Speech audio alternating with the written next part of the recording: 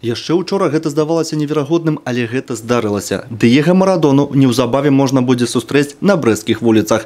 Позна ўвечары 15 мая перамовы кіраўніцтва Дынама з Дыего Марадонай і яго адвакатам скончыліся падпісаннем кантракту. Бліжэйшыя 3 гады ён будзе старшынёй праўлення Дынамо Брэст. Дагэтуль некалькі дзён беларускія і замежныя спартыўныя СМІ ваўсю абмяркоўвалі гэтае пытанне.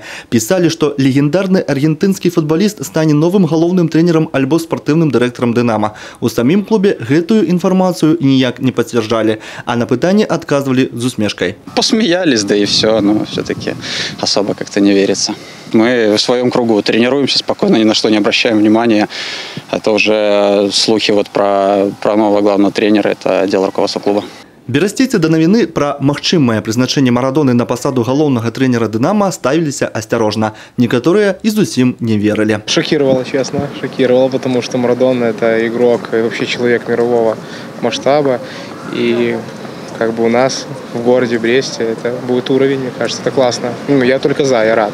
Если это реально правда, он придет, я буду только рад. Как бы новость вполне предсказуемая. То есть клуб сам по себе богатый спонсор. То есть все может быть. Смешно, ха-ха-ха.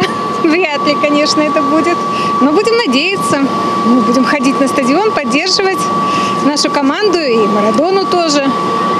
Так что будем надеяться, что все случится. Інфармацыя пацвердзілася, але Дыего не будзе трэніраваць, ён будзе кіраваць клубам. Месси 20-го стагоддзя будзе займацца пытаннямі стратэгічнага развіцця клуба, а таксама узаемадзейнічаць з усімі яго структурнымі падраздзяленнямі, у тым ліку дзіцячай акадэміяй Дынамо Брэст. Да сваіх паўнамоцтваў ён прыступіць пасля заканчэння чэмпіянату свету ў Расіі. Аргенцінец будзе жыць у Брэсце. Ужо зараз клуб шукае для яго дом з трэнажорнай залай, іспанамоўную прыбіральшчыцу і персанальнага кіроўцу. Апошнім месцам працы Марадоны быў клуб другой лігі арабскіх эміратаў Аль-Фуджайра, з якім ён так і не выйшаў у элітны дывізіён.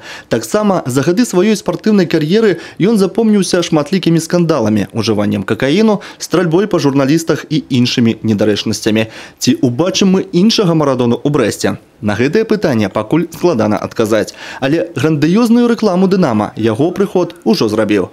Олег Завадскі, Александр Філюціш, тэлерадыёкампанія «Брэст».